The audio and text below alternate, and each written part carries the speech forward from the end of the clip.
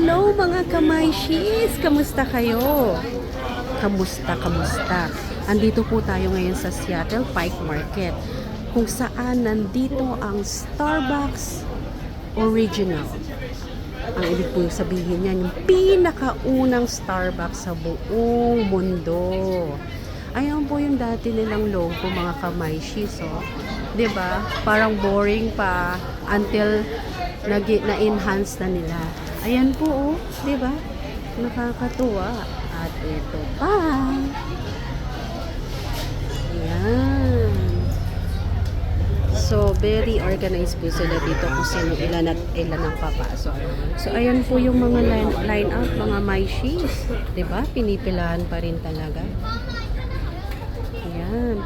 I just feel so proud lang po to be here na sa unang-unang Starbucks sa buong mundo, diba? Galing, nakakatuwa. Mamaya itutur ko po kayo sa loob para makita nyo lalo kung ano itsura niya sa loob, diba?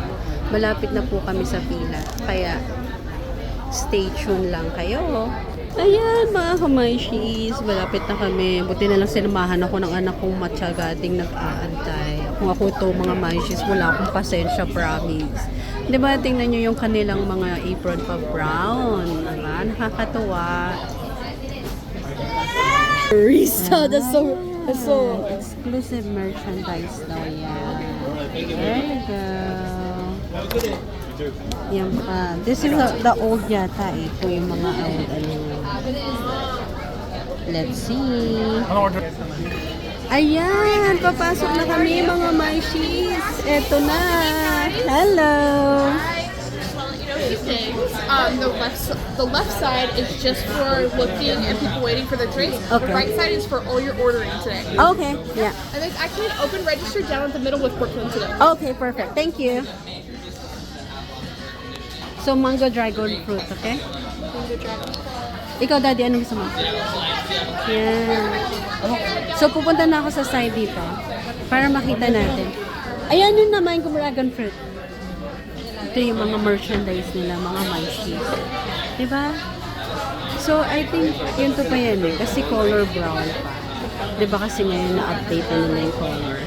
So, dito daw sa side na to. Yan pa. Ang cute-cute niya, oh. Diba?